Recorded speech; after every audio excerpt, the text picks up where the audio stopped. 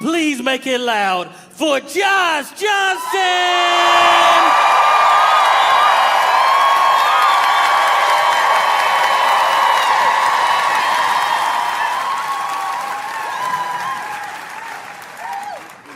I love being in Seattle. It's dope here, you know. Feels like if Brooklyn had mountains. Yeah, it's just a more relaxed, seemingly relaxed pace of life here than I'm used to. Because even y'all's, I'm not critiquing, I'm just noticing. Even y'all's crime is at a slower pace. You know what I mean? Like, y'all still got crime and everything, but when it happens, it's like, everybody's like, oh yeah, that is illegal.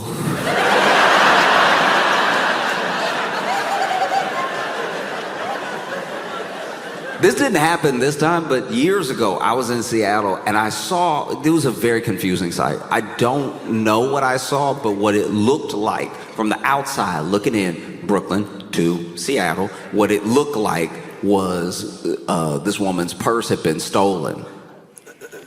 But the thief and the woman weren't running. I think that's what confused us all, because we were, like, one of two things was happening, all right? Either a couple had an argument, the man walked away forgetting he had been holding his girlfriend's purse. So he walking off in a huff, and then she following him because maybe she knows whatever she said went a little too far this time. Or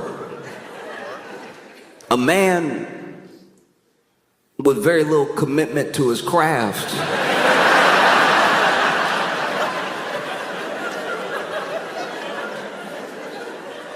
stole a woman's purse and then casually walked off.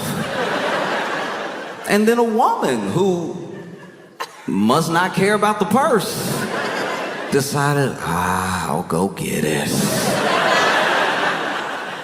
It was so confusing because the man was walking, and he was walking like casually. He was walking, holding the purse, but just walking. And then the woman behind him is like, hey, hey, hey. And then at one point she leaned towards the purse to grab, the strap. And the man was like, huh.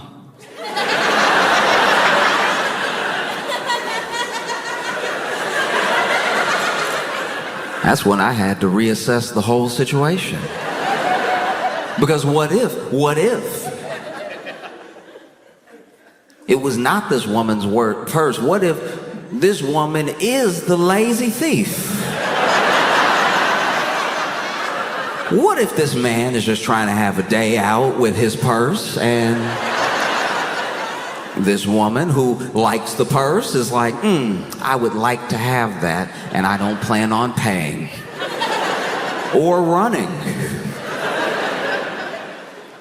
And they just continue like that down the street. Hey, hey, hey. I watched them do this into the distance.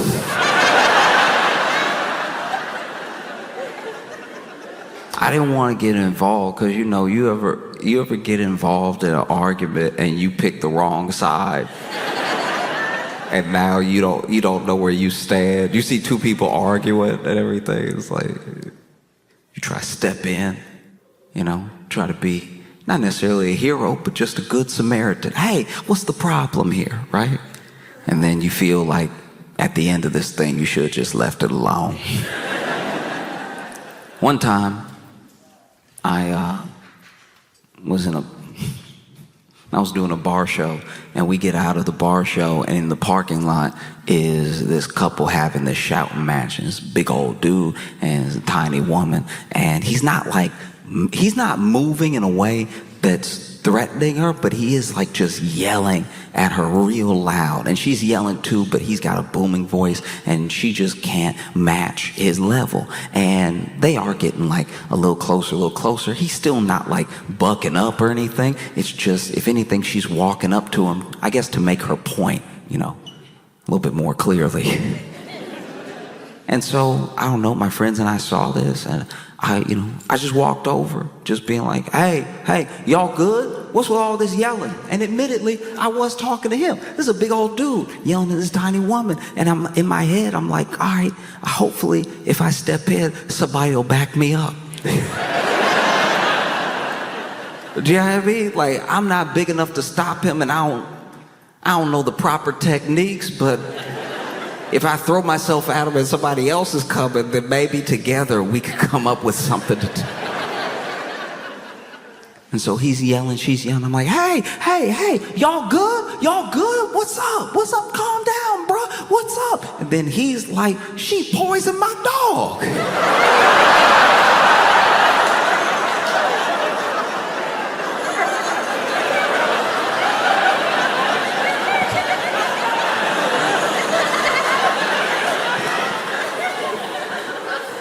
Because I had everybody looking at me from when I said, I'm going to go say something. And then they heard that part, and then I'm like, I wish I was over there with y'all, because y'all were in the minding your business section. That looks like a better section to be in.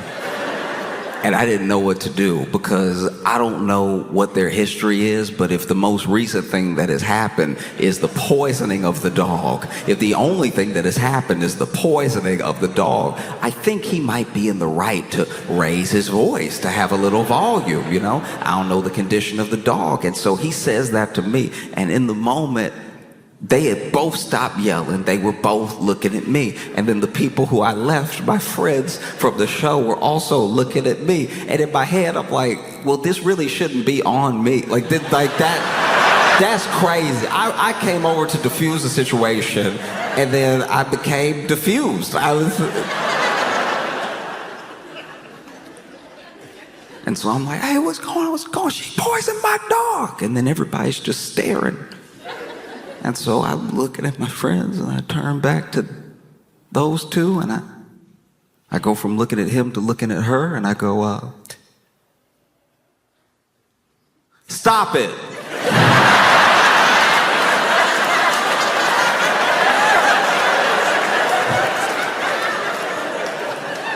Nah, I hate picking the wrong side. It sucks. I've been watching the news, and I can't help but be taken aback what's going on between people and the companies that these people buy from. Target,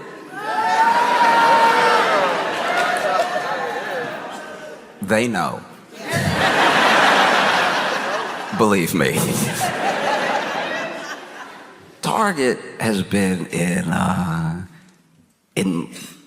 more than hot water. They have been boycotted this year because Target, they're an interesting case because they took it upon themselves to try to be, or at least seem, super inclusive of everyone. Now, these companies aren't people.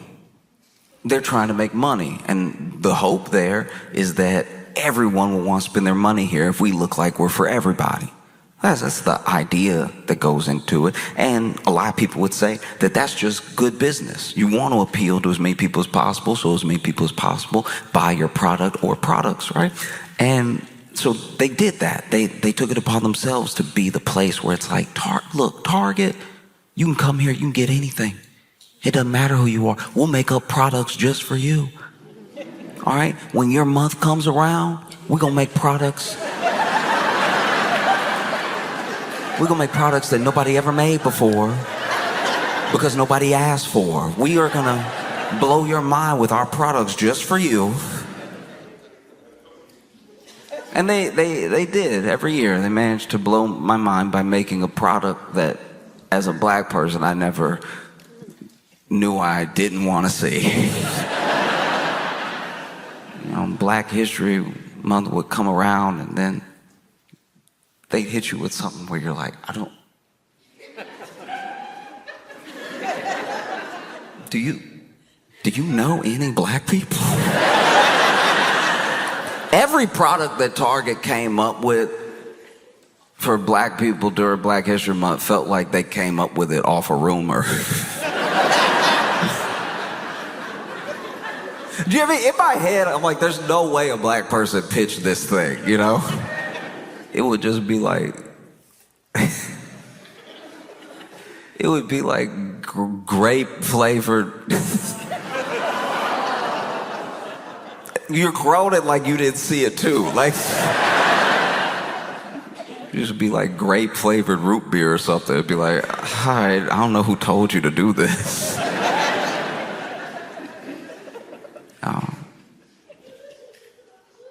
They would come out with stuff that made you go, okay, well, even if a black person pitched you this, there's no way you're gonna make enough money off of this new product to make it worth it. Like, in my head, I was like, selling this for a month doesn't make sense. I think you can have a lot of leftover grape flavored root beer with nowhere to go. And so Target didn't just do it to, black people. They did it to everybody. All of my friends got a special month at Target that made them go, huh, this is odd. And they never got the response that they wanted. Like, I'm sure Target was like, oh, they'll love this. It's Pride Month, they'll love this.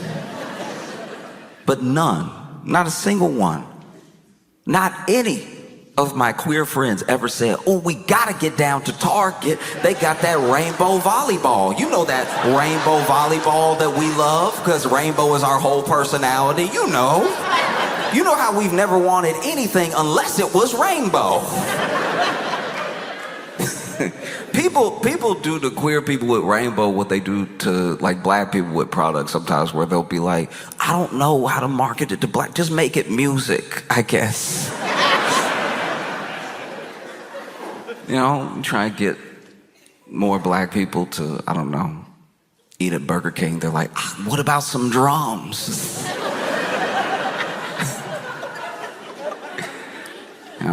And so that's one of the things, is that Target in their efforts would sometimes still get into like these mini scandals off of people being like, what's the plan here?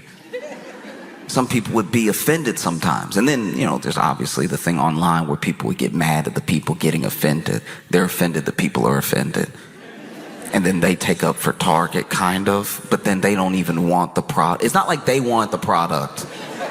And so they're taking up for Target because they're like, hey, we like grape flavored root beer over here, right? That never happened. It was always someone like, they made it for you, why are you so offended, right? And then taking up for Target as if they want a rainbow volleyball. Very weird. It's like a very weird investment to get into like a product that nobody is buying. And then Target would try to like sidestep. They try to come up with something else. It would be worse. It'd be so much worse. Next year, they're like, we're going to do right by everybody. This product is going to kill them, all right? They're going to love it. Watermelon paper plates.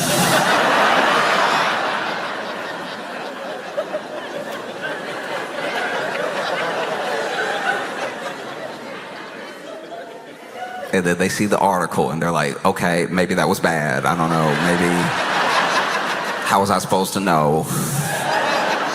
It's not like any black people are like in the C-suite, so. There was one too that cracked me up. This one genuinely is very funny to me. Like none of them really offended me, but I really couldn't get offended at this one because it was so funny. So basically, Black History Month came around and they had made a bunch of like prominent black leaders, these magnets with a bunch of prominent black leaders on them, and all of the magnets were like labeled to the wrong person. Like it was.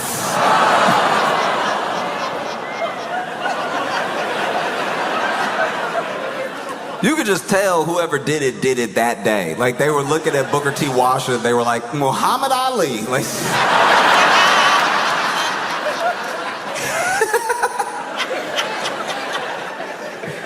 I just don't know who that product's for. Like personally, I just don't know. Yeah, I don't know who was like, oh, life is good. It's almost perfect. But you know what I don't have? Martin Luther King on my fridge.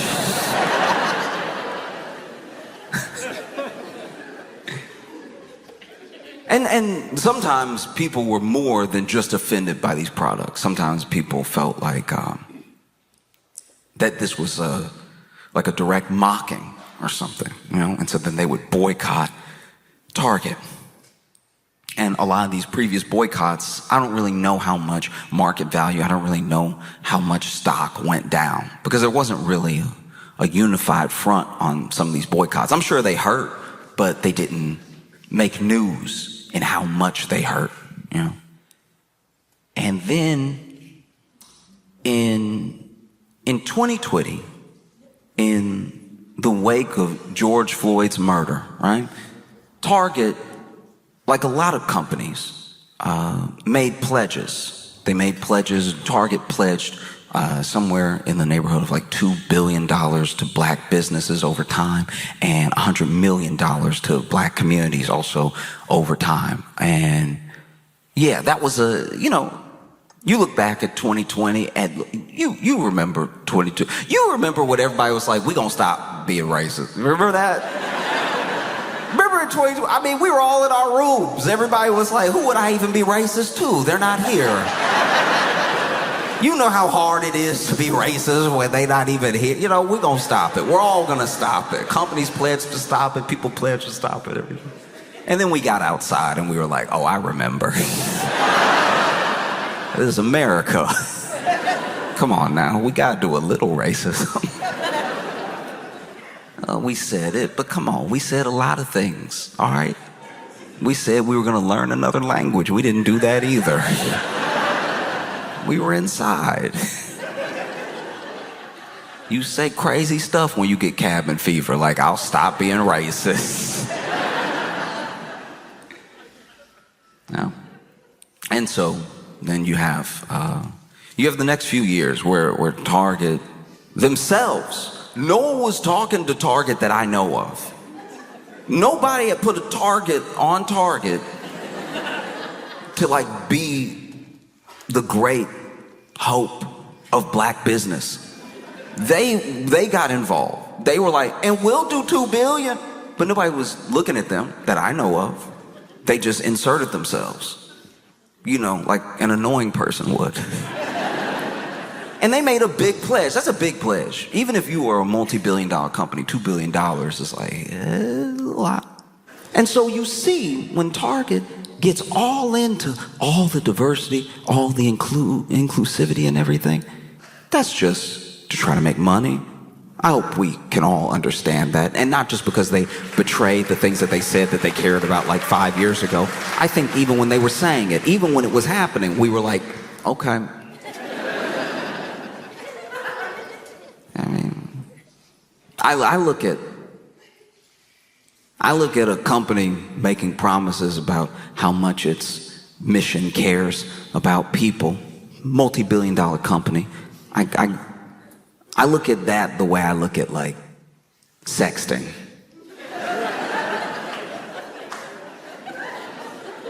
If you've ever been sexted before, depending on who it is, you've read the message and you've said to yourself, the thing I say to myself when I read the mission statement of a billion-dollar company, you're not gonna do all that.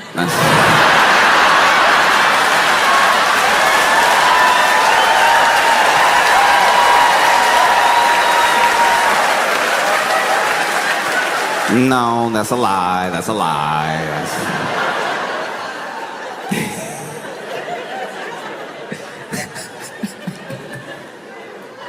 And I don't even know where this money was supposed to go or where it started going or if it was just for the press release. I have no idea. But I know that when Trump won, Trump immediately, day one, was like, we're going to get rid of DEI. We're going to get rid of all of these programs. We want everything to be merit-based and fair. So obviously we have to get rid of as many people as possible who earn their position over time.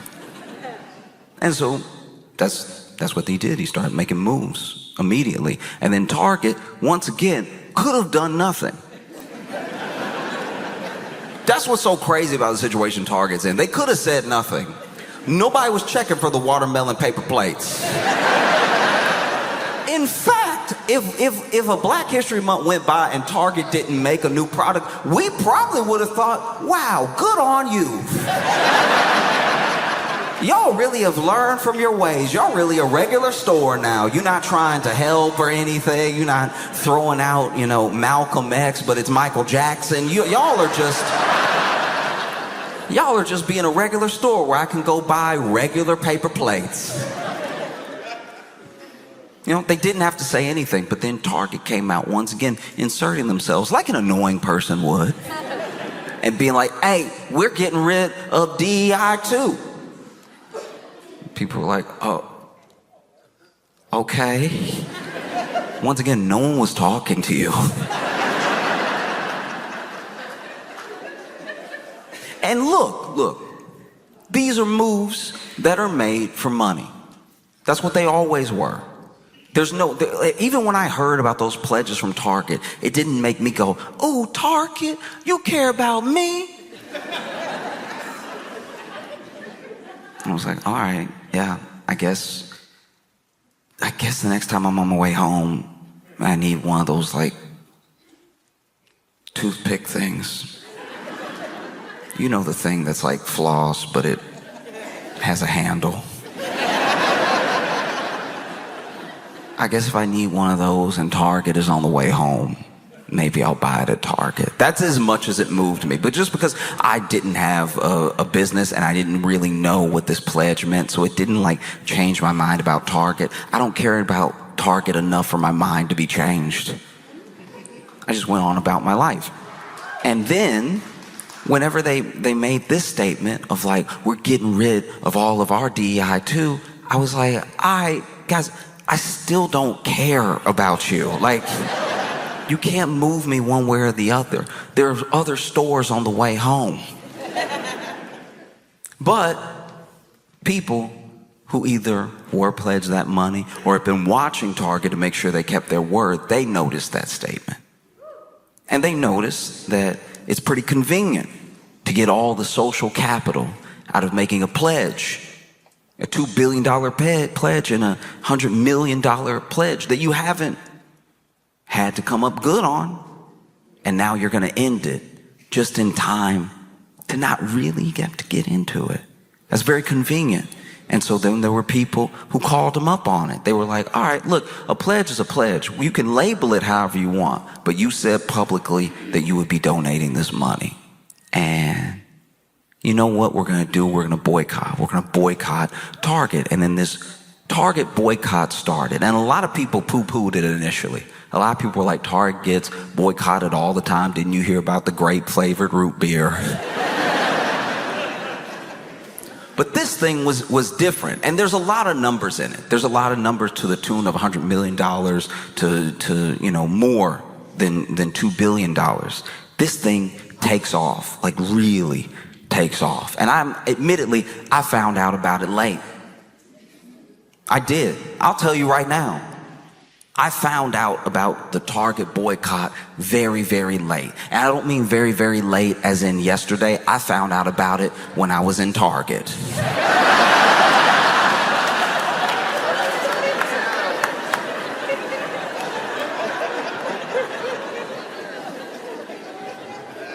I was in Target. And then there was somebody also in Target leaned over to me and was like, hey, we don't shop here right now.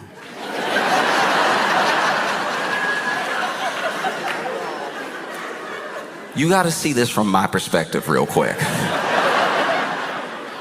From my perspective, I had gone into a store. Into a store. I'm not thinking about his Target. I went into a store to get what I needed to get. And then while shopping, I was approached by someone who was like, "We don't shop here right now." You know how perplexing that is? So many things were going through my head at one time, because the first thing is like, "We don't shop here right now." In my head, I'm like, "All right, do you work at like Walmart or something? Like, do you?" What's your deal, right? Then I had another thought. I was like, "Okay, all right, we don't shop here right now, but you're in here." I said, "But you're in here." And they were like, "I'm in here to let people know we don't shop here right now." And I was like, "Oh, interesting and effective." Like I wasn't aware. It's just so funny to have somebody in the store to let people know we don't shop at the store. It just feels like the most, it's just the most like, what's it called? It's the most civility I've seen in what must feel like to the store robbing the store.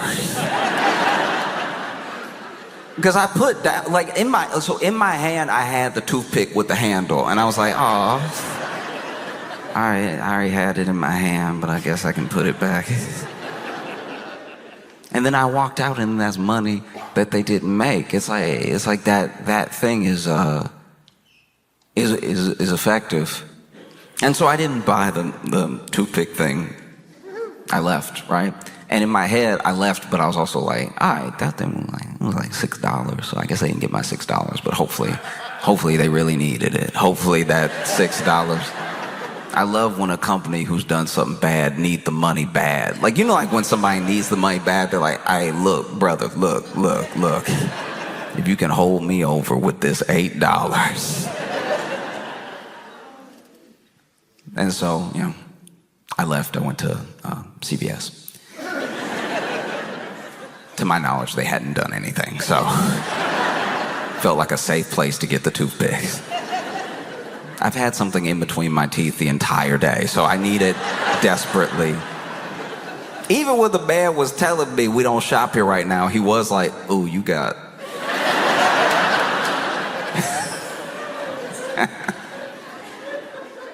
And so, yeah, so I left. And wasn't really sure what would come of it. And then on the way home, I'd see Target and be like, yeah, whatever. I'll make it to CVS. It's 2 more blocks.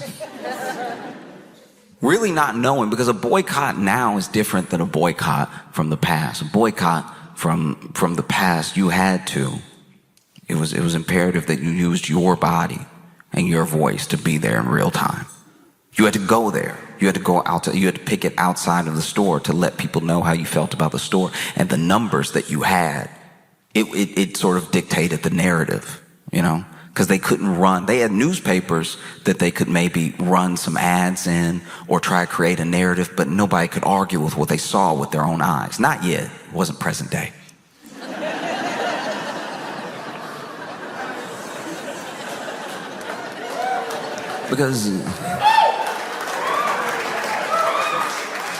Because now, if you want to boycott, you have options. You have options you never had in the past. You can be there with your voice, with your body, right? Or you could be online organizing a different picket line, organizing a different room full of people in agreement with you, outrage at this company, you think they've done something wrong.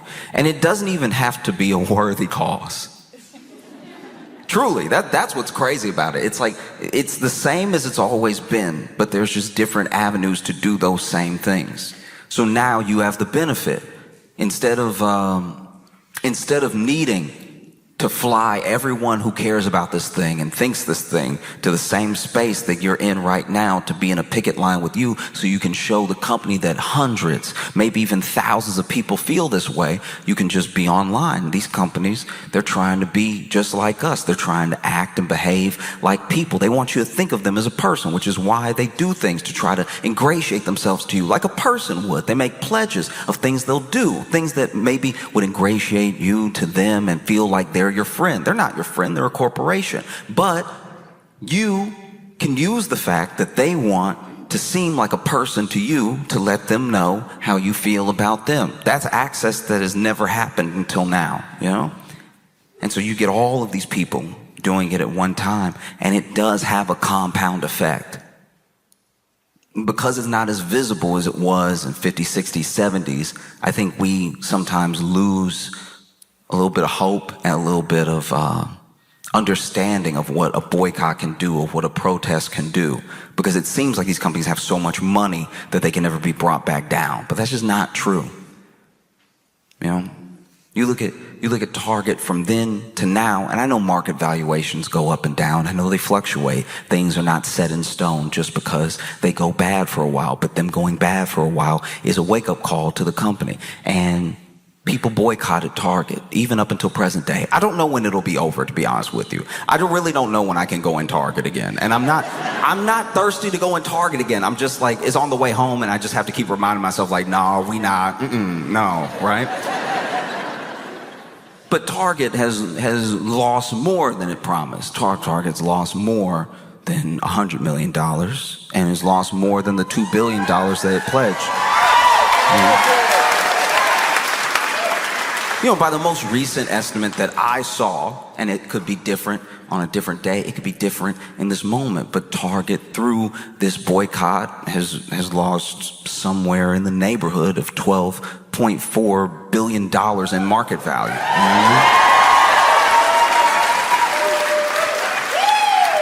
And it's because of people boycotting. I think a boycott is also difficult to wrap your head around sometimes because it's not doing something. You know what I mean? It's not, you aren't. It's not like like when you go and protest, you went and you protested, and now your throat is sore, your feet tired. But a boycott is like, don't. Like y'all are doing it right now. Like y'all are boycotting Target right now. You just don't go.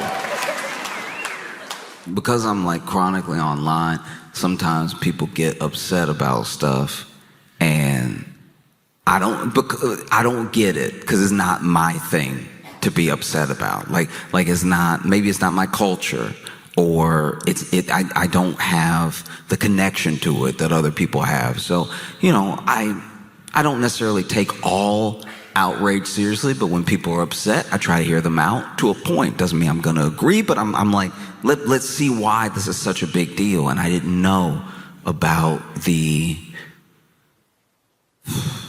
attack on culture that's been happening this week. I didn't realize how bad things are out here. I didn't know. Admittedly, I didn't know. I looked into it as soon as I did. I had no idea the impact of changing the Cracker Barrel logo. I didn't know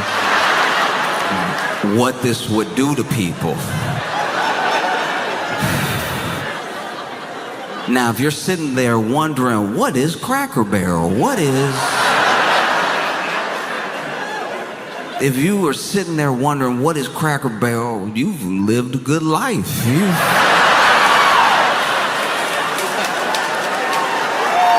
If you're sitting there wondering what Cracker Barrel is, you are doing perfectly fine. But just to bring you up to speed, it is a restaurant, a sit-down restaurant, and they have a side that is restaurant. They have a side that's like little gift shop, knickknacks and stuff. It's very cute. I grew up in the South, so I grew up with Cracker Barrel, right? And Cracker Barrel, they look. Listen to me, all right? sometimes something happens, and everyone is so reactionary now that like they don't form their opinion authentically. I saw this and I didn't care. And when you don't care, you're able to be at least a little bit closer to objective, right? So I saw what was happening. And they changed the Cracker Barrel logo. If you've never seen the Cracker Barrel logo, get ready.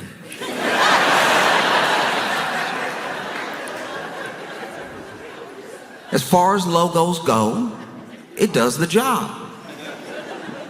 It says Cracker Barrel, and then there's a barrel.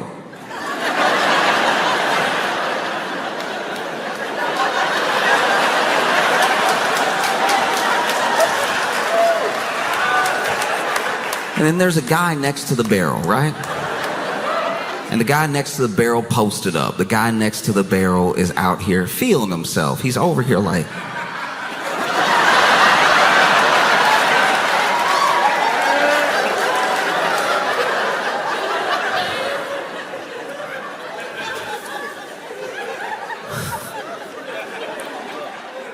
And the new logo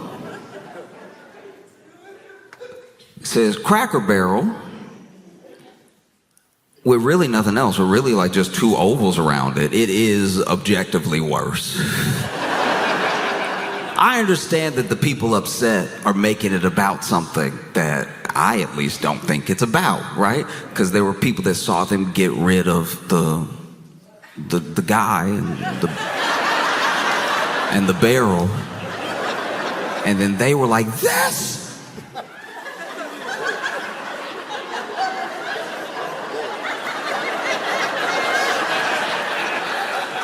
The first impression was of someone who had a stroke over it, so that... But people genuinely were like, this is insane. This can't stand. This is white genocide.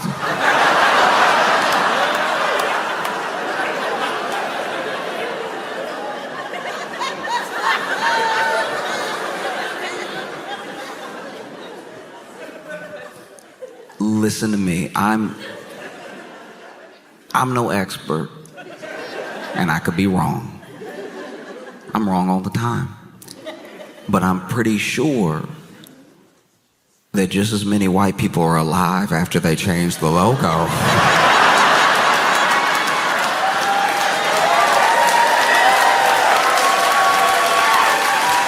as there were before the logo change. And any people who have sadly passed was incidental. I don't think it had anything to do with the Cracker Barrel logo change specifically. And look, I don't know who this dude was to the, like, I don't know if somebody just drew him or if that's like the founder. I don't know, because admittedly I didn't care enough to get into it. But all I know is that look, I'm not on their side as far as everything they're saying, but this is a worse logo. Like, it just is. They basically did the Washington football team to white people. They just up there saying what it is and not giving us anything else.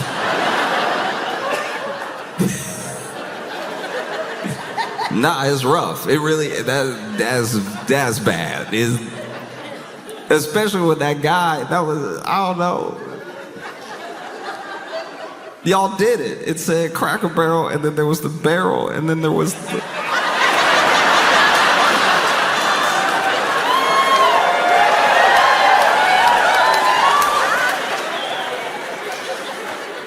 the guy.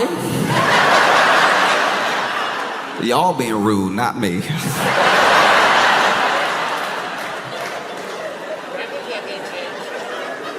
And so, yeah, Cracker Barrel was facing immense backlash, threats of a boycott.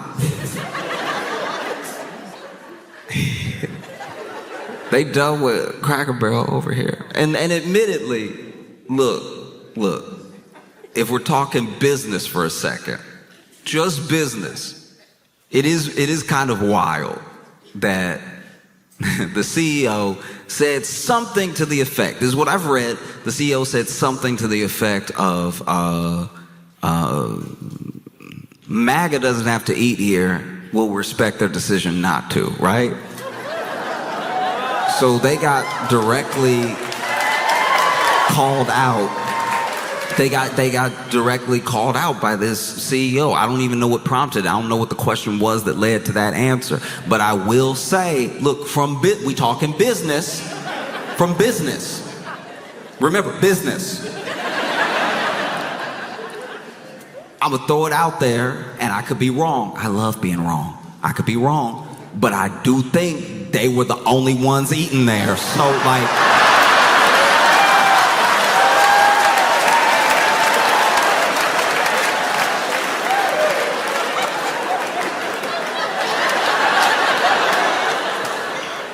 that would be like the dude at the Red Hat Company being like, we don't need MAGA. It's like,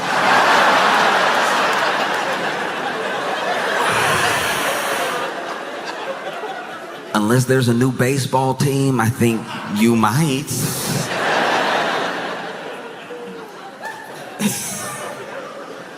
No, it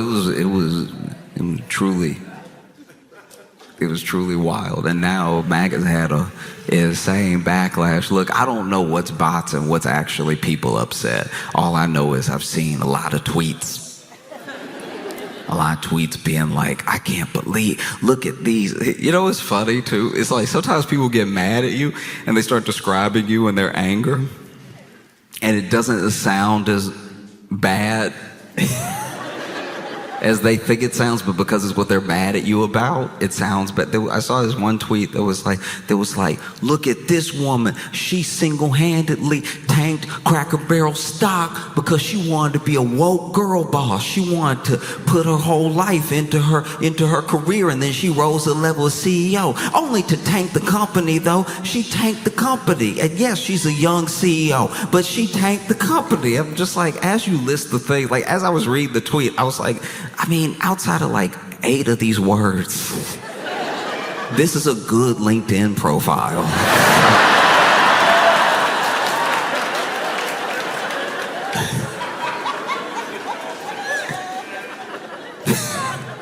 That's why it almost felt like a bot, because it was like complimentary and angry at the same time. You know what I mean? Like, after her departure from this company, she came to Cracker Barrel, where she quickly rose through the ranks, only to tank the company, but quickly rose through the ranks.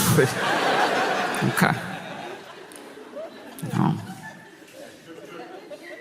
And like, that's the other thing that's frustrating about being online right now, is like, because so many people are not clear with the joke they're trying to make, I don't know what is a joke as far as like the remodel and redesign of Cracker Barrel, because that's also what's happening. They changed the logo, but changing the logo is what companies do when they're just floating something. They're just throwing the idea out there to sort of test the market reaction. Maybe they've already actually changed the logo, but it's very easy for a company to tweet out from the company account, what do y'all think about this logo? And do your market research that way. It's simple enough. But they said that not only were they changing the logo, they were going to remodel and redesign 500 locations, is at least what I read. And I saw a picture of the redesign.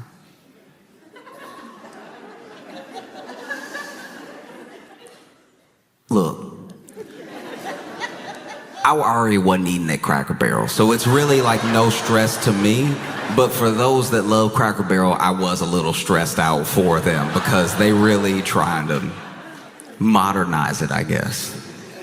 And the reactions to it were interesting. The reactions to it, it blew my mind a little bit.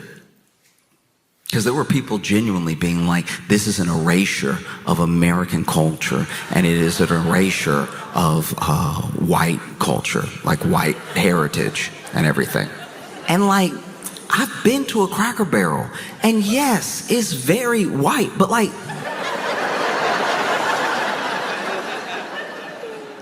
I'm not even saying Cracker Barrel is bad. I'm just saying, like, oh.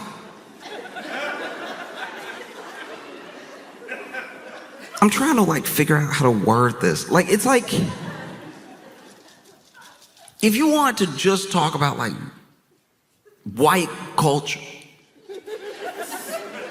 Like if you concerned with like white heritage, it's just Cracker Barrel should be so low on that you know what I mean? I've grown up around white people. I've known white people my whole life, and very few have ever mentioned Cracker Barrel when it wasn't at the next exit. Like, I didn't know it meant this much to white people. That's ignorant of me. I am sorry to be walking around in America of all places, not knowing how important this was to your heritage and culture. I don't know. I'm not gonna speak for anybody, but I feel like even white people read that and were like, eh?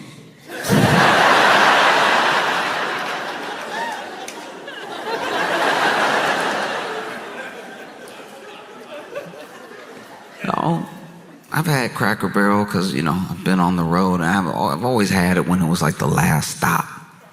It was like you either eat now, because they know where to put the Cracker Barrel. You either eat now, or you wait 35 minutes until the saddest McDonald's. You know what I mean? It's either like, look, you either have a burger or some pancakes, or you wait 35 minutes to be poisoned. You can decide. You can either have a little too much syrup on your pancakes, or, you know, have the Snickers flavored hemlock.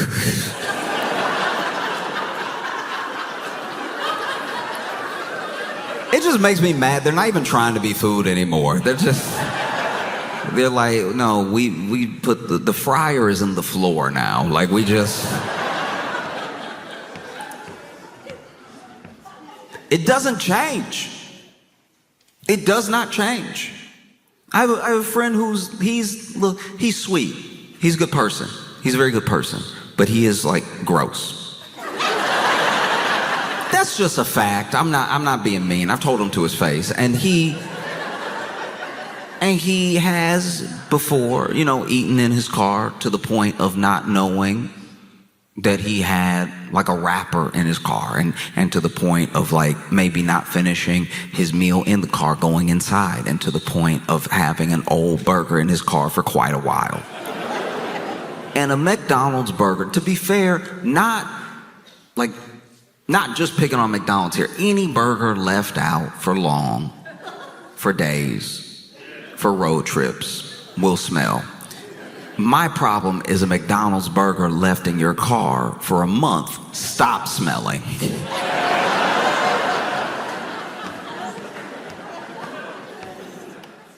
Food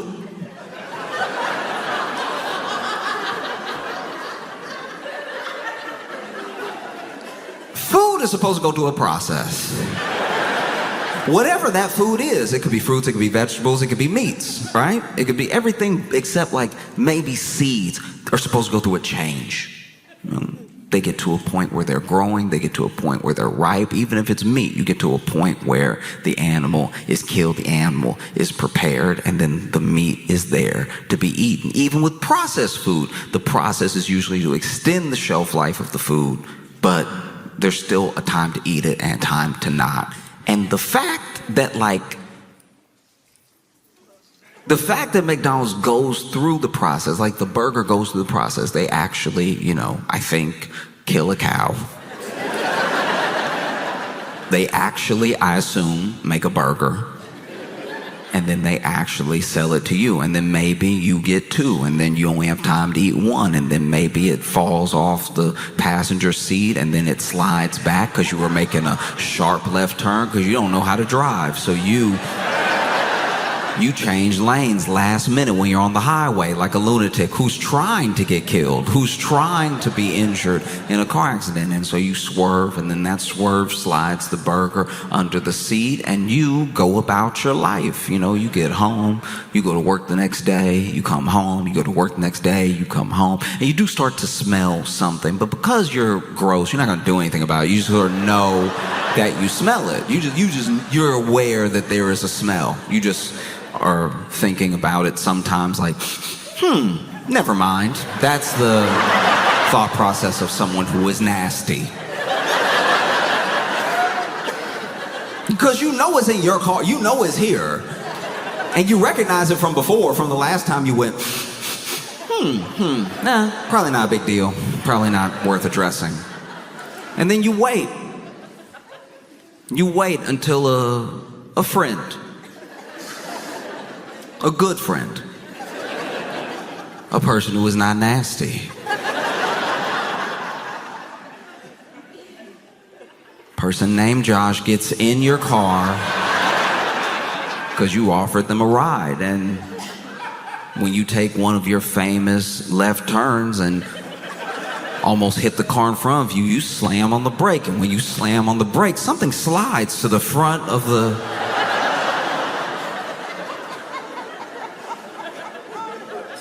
Something hits poor Josh's foot.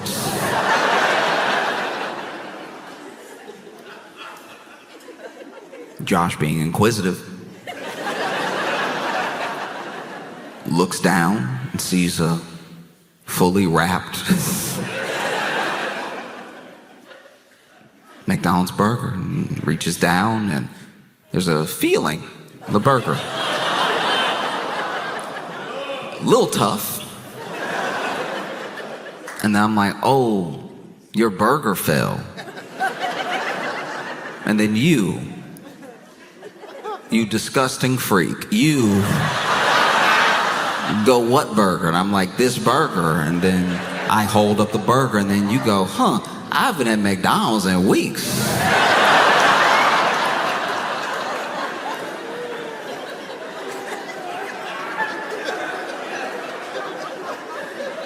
And then Josh goes, oh.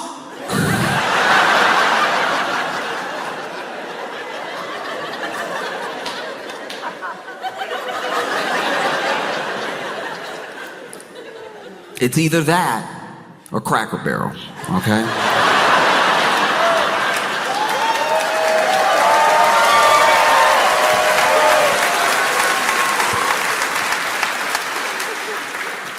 And look, a part of me understands where people are coming from. A part of me understands that some people hate change. Some people love the nostalgia of going to Cracker Barrel. Some people they like it as a restaurant, and they would prefer it stay the same. That's actually pretty normal. I even get upset sometimes when a grocery store that I like switches up the aisles a little bit. They're like, actually, we figured that the noodles should go over with the pasta. We had broken it up by ethnicity of the foods, and then we were worried that looked bad. So then we just put every noodle-shaped thing together. The noodles, the pasta, even just long sticks, they all on the same aisle right now because we're one people. We don't want to break people off and make people be like, ooh, you not as good, you gotta go further in the store and to aisle 8 because you like this sort of noodle. We just put everything in one. Even then, even when that's their reason, I'm like, ugh, why'd you have to change it? I knew where it was. Now I gotta be in here longer. And so I get people who are like, I just don't like it. I don't get people who are like, this is the worst thing that's ever happened to me. That always ends up, I don't know, people always end up telling on themselves in that regard. If this is the worst thing that's ever happened to you, that a company you don't own changed their logo that you only looked at when you went. I don't know who loves Cracker Barrel enough to have the logo in a frame and kiss that picture every night before bed. I don't know what sort of Cracker Barrel freaks are out there.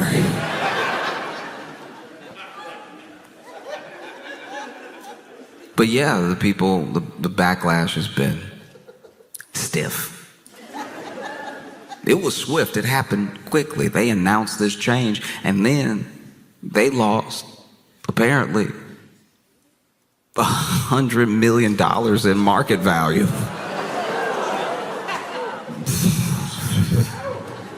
I didn't know there were that many people to be upset about Cracker Barrel in dollars.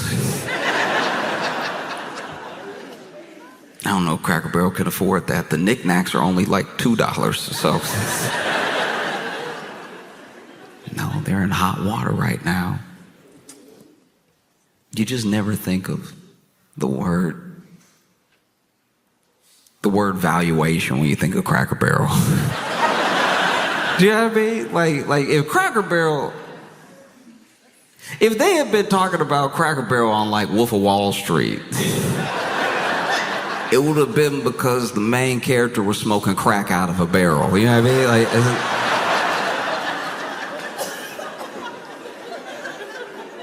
mean? Wild to me that people are this upset. And I don't know, that's what I find interesting about like boycotts and protests sometimes, is that it just needs to be intentional to be effective, you know? And it could happen to any company. They forget that all the time, that it could happen to any of them, you know? But it just doesn't happen often enough. You know, they've consolidated to a point, they've built up monopolies to a point where if you're going to participate, you have to buy from one of them or some of them some of the time. And that's the situation we find ourselves in, you know? And then it's nice when you get a little glimmer of hope when people decide to, you know, vote with their dollar and say, if this is how you feel about me, Target, then nah. Then no. And then, while you may not be Target's #1 customer, you may not be a Target head. Them not getting your $3.50, them not getting your $26.42, them not getting your $100, them not getting your $5, them not getting your $3, them not getting your $485, you're moving. Them not getting all manner of money from you starts to equal up to about $100 million.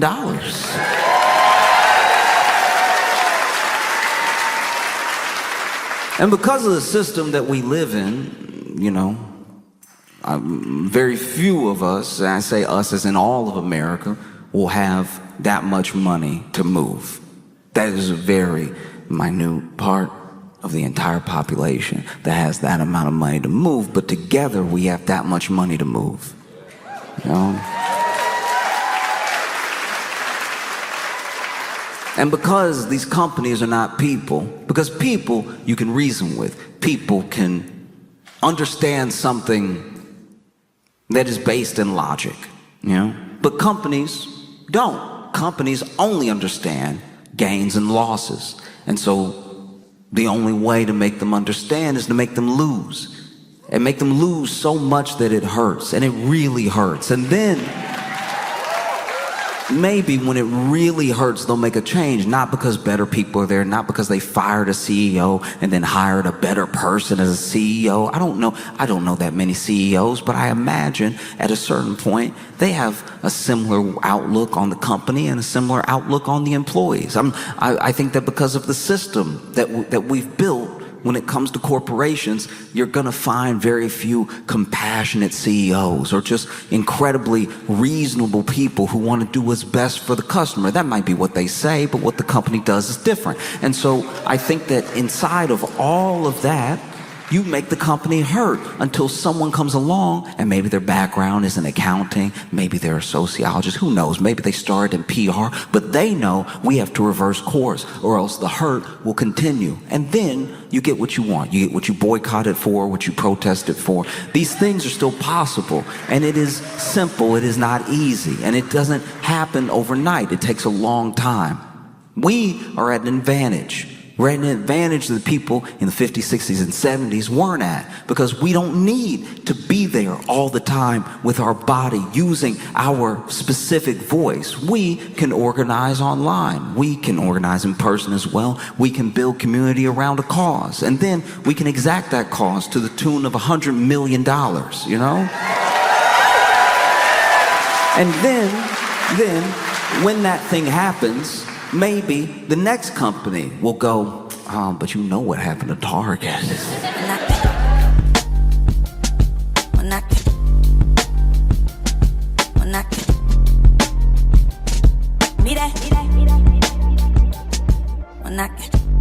I used to think a lot about who I wanted to be when I grew up, like what I wanted to be, everything, you know, and I think I finally decided, when I grow up, I want to be the dude that I am on the first date. That would be amazing if I could be that dude for real. That is, he is somebody to aspire to. You know what I mean?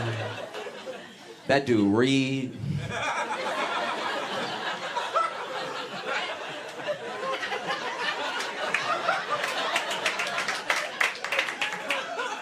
He pulled chairs out for people. I don't even pull out the chair for myself. I actually stick my leg under the table and drag the chair out like an animal and then sit down in it. And he's got money. You know what I mean? Like, my second date's just... We going through samples at Whole Foods while we learn about each other.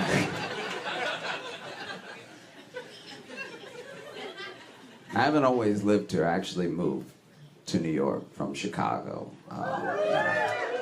Me too. And I quickly realized how proud New Yorkers are of their time. What I mean by that is how, like, long they've lived here. You know what I mean? Like people be like, I'm a real New Yorker, dog. I've been here 8 years. And then somebody in the back that nobody was talking to goes, nah, man, it doesn't start till 10. Like, what are you talking about? Your New York time shouldn't be measured by calendar year. It should be measured by your experiences, you know? Like, if we all moved to New York tonight, and we got off the plane and we got on the train, and then we got off the train as the train doors open, a homeless man coughs in your mouth, you've been here 2 years.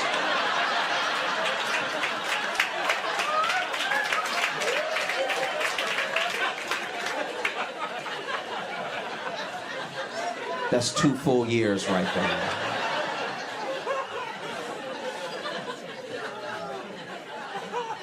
I was walking down Times Square, which was my mistake, you know what I mean?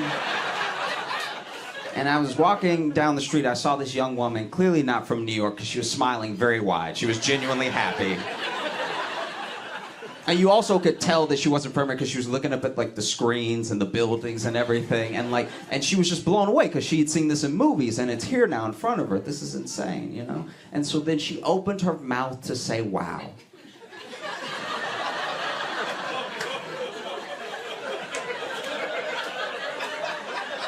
Everyone who laughed is from New York. She opened her mouth to say wow because she was full of joy and hope and life.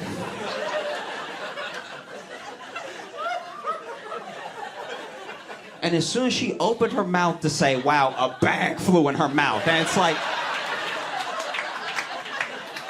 yeah, that's what happens here, all right?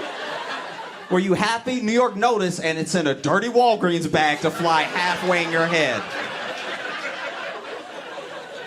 Close your mouth and tuck your chin like an adult.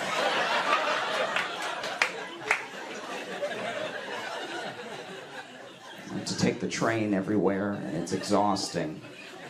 I know that everyone doesn't have this problem, but I'm like, I don't know, I'm just pressed up against people the entire ride, just like mushed in between people. I'm surprised no one is in me. I'm pressed up against so many people so hard. And I'm not a big man, so if I get pressed up against two big men, it's not uncommon for my feet to leave the ground. So now I'm just dangling in between two grown men as the train goes.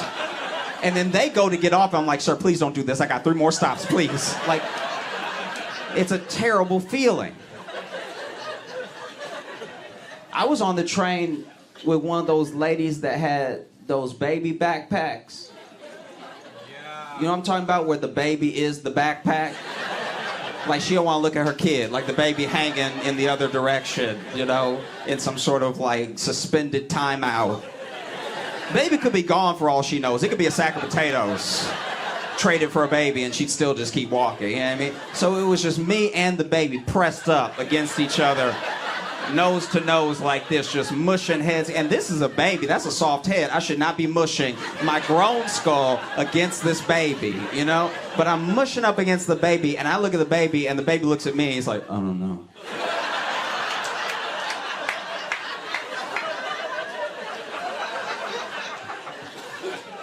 I don't know what you want me to do.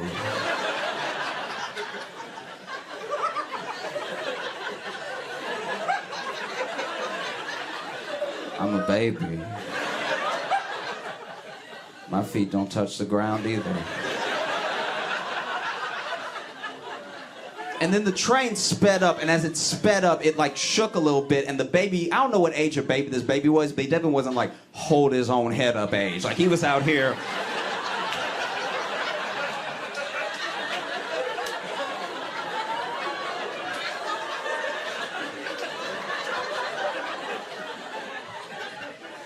So then the train sped up and the baby went weightless, and for a split second his little foot went in my mouth, right? And like, not like, I didn't close my mouth, I didn't suck on his foot, but still it was a baby foot in the dirty New York air, you know what I mean? And so I'm choking, and as I'm choking, because there's no shoe, but I mean, I'm choking, and I look at the baby, and the baby looks at me, he's like, I don't know what you want me to do.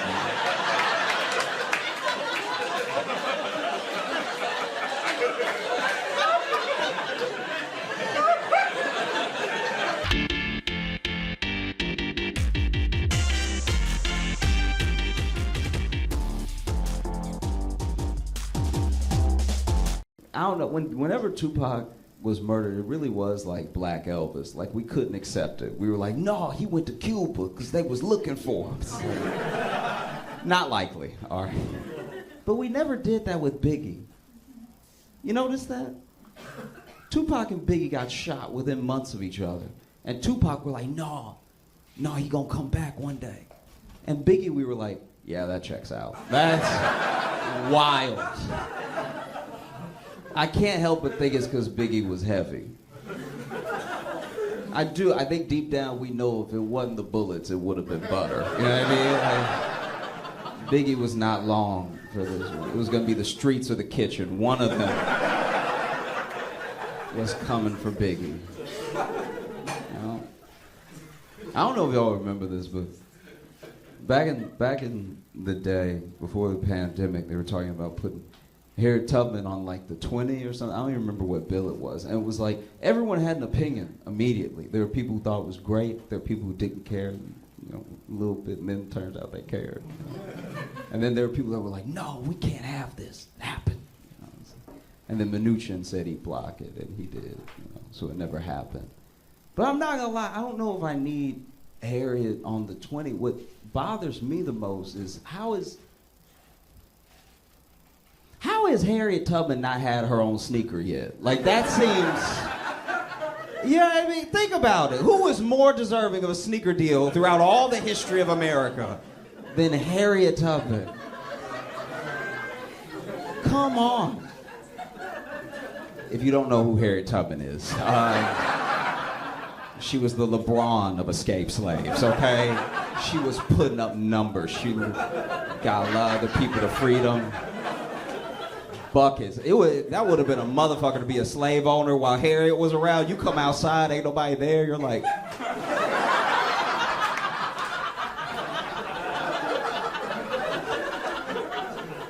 The commercial writes itself. It does. You know, I just beat the Golden State Warriors in my new Adidas Maxes. And it's like, oh, I ran to freedom. How about that? How do you beat that shoe? You don't. I do wonder, and this is a genuine question. I'm being sincere. This isn't like, I'm not going to make fun of you or anything. Does anyone here believe in aliens? Okay, so this is my thing. I believed in aliens so hard when I was little. Like when I was a little kid, I was like, it's just us in the whole universe? Come on, really? Just us? A whole universe? That seems wild, right? And then as I get older, it's becoming harder for me to believe in aliens. Because especially after everything up until 2023, it's hard to believe in aliens because Trump didn't mention it while he was president. Like that man told every secret. Anything they told him, he told us in an hour. Like they would be in the room with this man and be like, "You're not gonna tell anybody, right?" And he's like, "No." And then he leaves and he's like, "Folks," like that was. He could not keep a secret at all. He had the leakiest White House of all time. And he never mentioned aliens, so now I'm like, maybe not. No. I don't know what to tell you. It's a tough one. For the people who believe in aliens, once again, I'm being sincere, I wonder if aliens haven't made broad daylight obvious contact with us because they think we're boring or because they've seen how we treat each other. Do you know what I mean? Like if I was an alien above Earth looking down all this time, I'd be like, oof. They don't even like when you have different skin.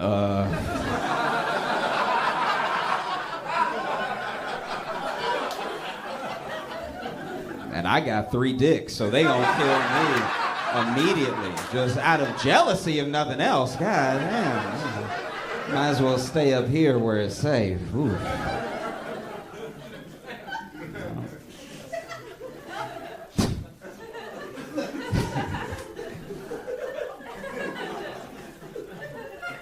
I feel this is a weird thing.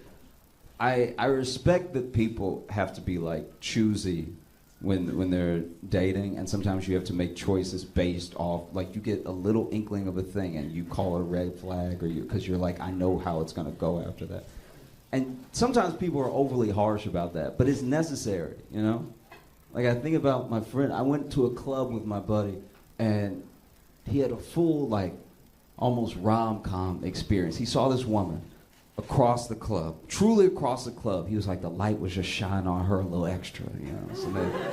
So then my man made his way over, and it was almost like the dance floor was parting as he was walking over to her. And then he gets up to her, he lays his thickest game on that he has. He's like, hey, how you doing? You know, mind if I buy you a drink or something? And she turns around and looks him up and down and goes, no. Nah, that's not what we doing. And he tries one more time. He's like, why can't I buy you a drink? Get to know you. We might like each other. And she looks him up and down again and she goes, your shoes. Which I know, that sounds super vapid. That's wild.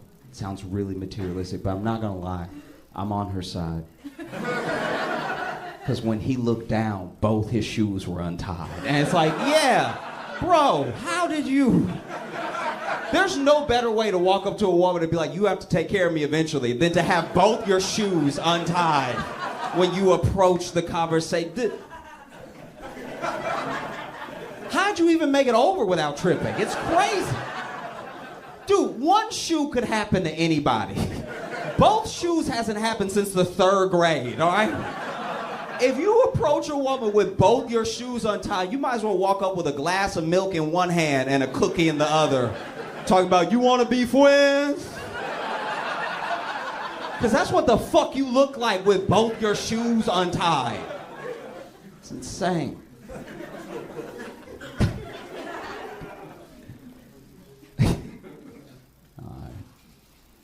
I was watching a movie this week.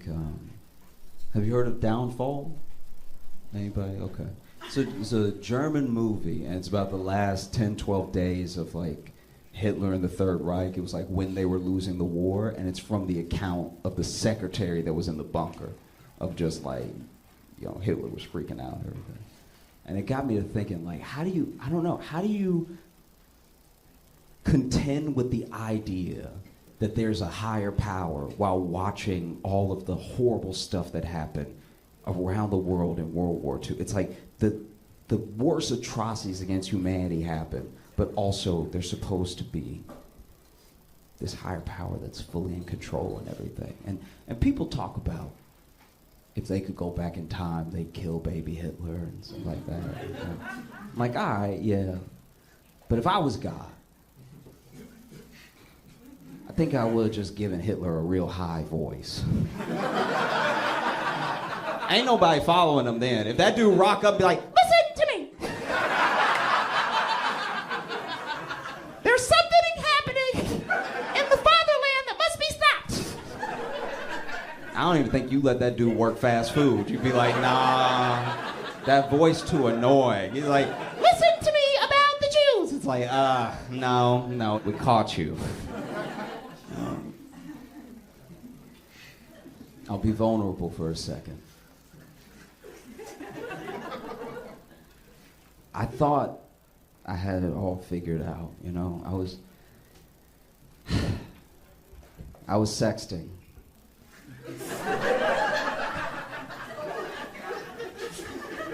And sexting's a very precarious situation. You want to make sure you're sexting at the right time, you know? Because if it's like 8 o'clock, you still got other people texting you, you know? You don't want to accidentally send a text that's incoming to somebody because you opened the thing, you know what I mean? And it's also like, what if you're not that skilled? Like, what if I'm not good texting with just my left hand? Now you texting typos and stuff. It's knocking the sexy right out of your sexting. You know, it's like, I'm gonna fud your bass. It's like, nobody's into it now. You know? So I had an idea. I was like, this is what I'm gonna do.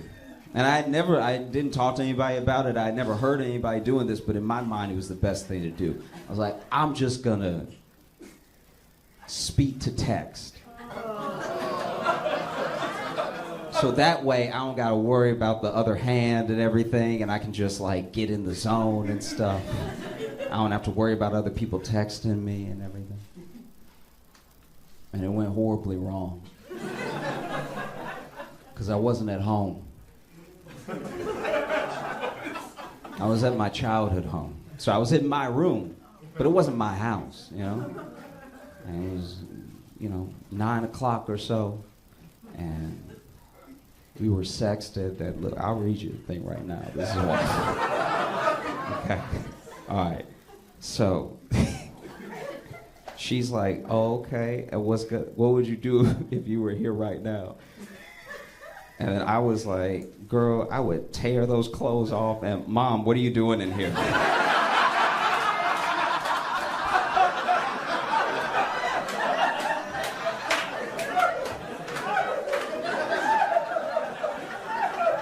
Mom, I had the door closed. You can't just open the door. I was just coming to see if you wanted dinner.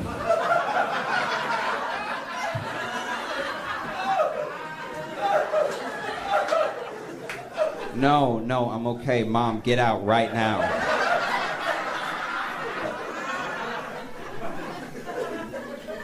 Boy, how you gonna tell me to get out somewhere in my house?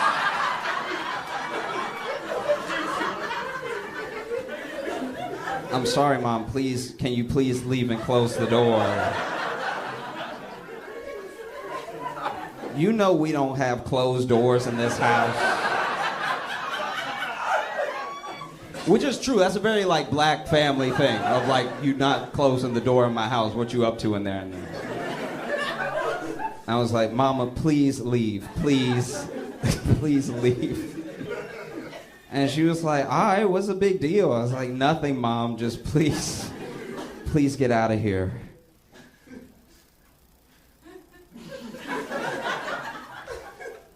So anyway, girl, I would say... All right, thank y'all so much. Y'all have a great night. Thank you.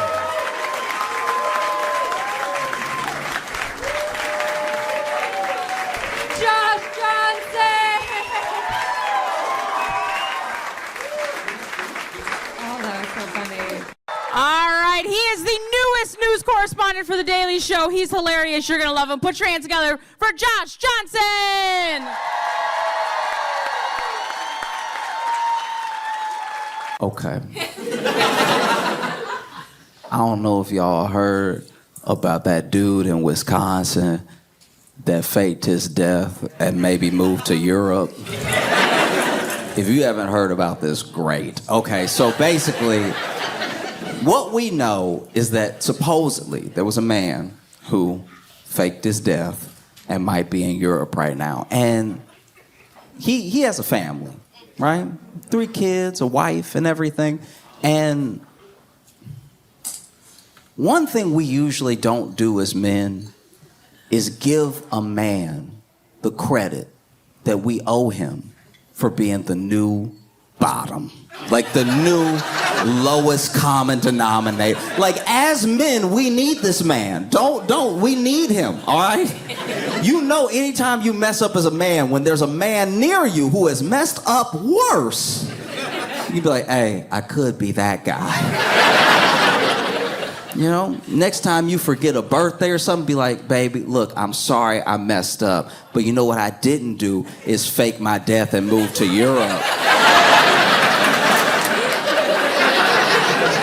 Some people do that. I love you, and I would never. If I die, it'll be for real. I'm a good man. When I die, it will be of an ulcer or something. You know what I mean? Something where you've really held the pain in, didn't talk to anybody, didn't try to do anything about it. You know, real man stuff. I'm gonna do what men are supposed to do. I'm gonna support this family, not go to therapy, hold it all in. And then one day grab my chest like, and you'll know that maybe we should have left this one argument alone, right? Because I would never fake my death and move to Europe. I've done plenty of things, plenty of dumb things. Sometimes I'm just like having a good day, not really paying attention, and then you come in and you haven't had a good day. So you're telling me all the things that happened in your day that were not good. And instead of listening, I'm just sort of nodding, right? I'm just sort of nodding and being like, Different versions of like tasting something when you're telling me a story. And then you catch on that I'm not listening. So you ask me, what did I just say? And then I say,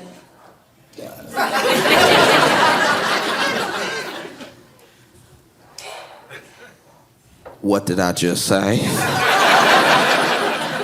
And you can tell I haven't been listening. And I know I should listen. I know that you're telling me this to vent because you trust me and you want my input on your day, right? I know that I let you down, but you know what I didn't do is fake my death and move to Europe. I'm not saying it makes me a hero, but it definitely stops me from being a villain. Oh, as men, that's one of our favorite things. When you mess up, but then somebody messed up next to you and it's way worse. You know, it's like when you go out to eat, go out to a nice dinner, you know, you take your lady out. And you're having a good time and everything, and then something comes up, maybe it's a little annoying, and maybe you start to like bicker a little bit, you know, just like at the table, in between the server checking on you, just a little bit of like, well, you don't even know what's about, you know that.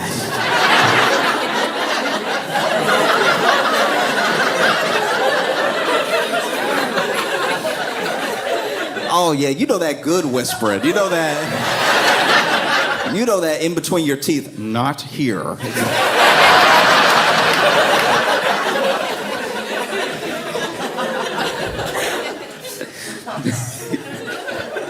You know, you got both on edge and everything, so you in between the teeth, and she's over here saying everything, but just at that level of like half miming, half voicing, just like, I'm just trying to get things together, okay? I'm just trying to get the whole family together. Server comes up, is like, can I get y'all anything? Oh, no, we're fine. We're fine. It was a good night. How are you doing? How's your night going?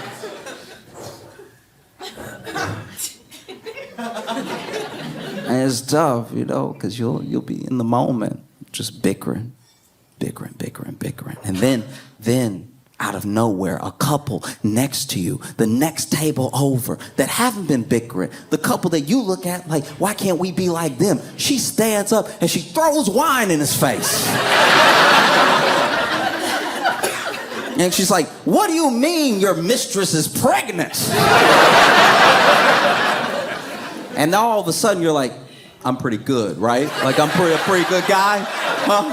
Can you give me that I didn't do all that? Like, you got the white wine, you wouldn't have even stained my shirt. Like,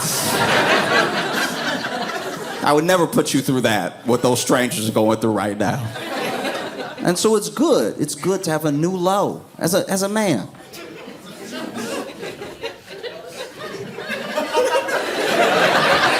You know I'm telling the truth.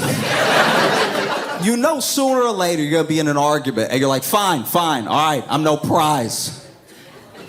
But I'm here, right? Huh? I'm not in Europe, am I? I talk to you when we have a problem. I talk to you like a man. I don't hide my wallet on the shore.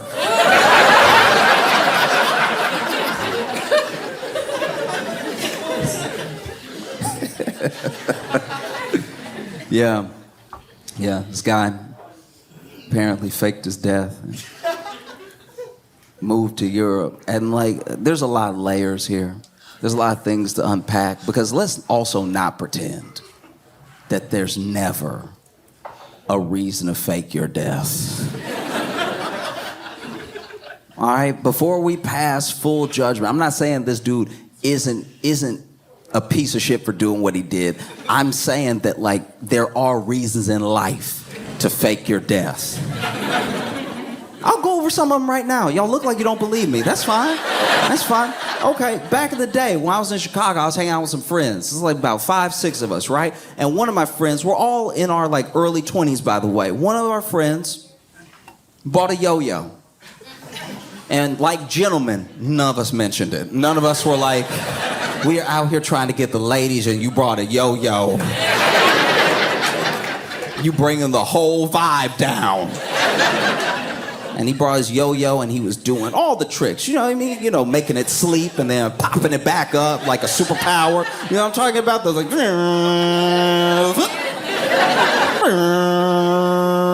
Because he had the one that had the like little acrylic...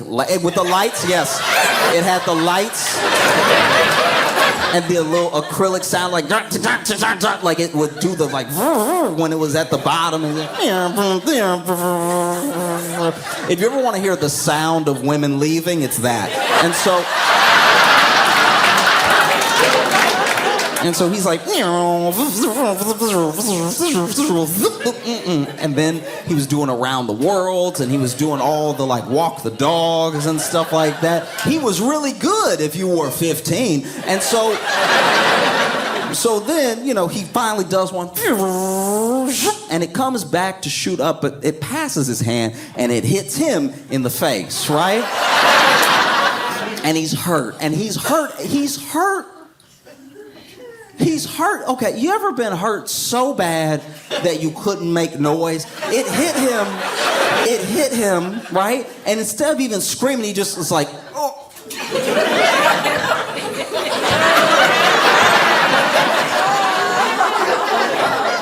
It's that hurt where you just have to slap something to like transfer some of the hurt while you're hurting.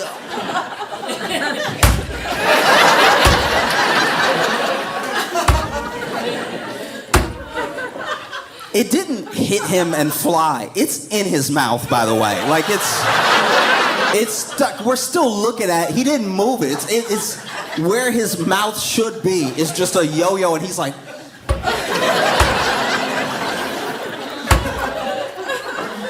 And then he spits out the yo-yo.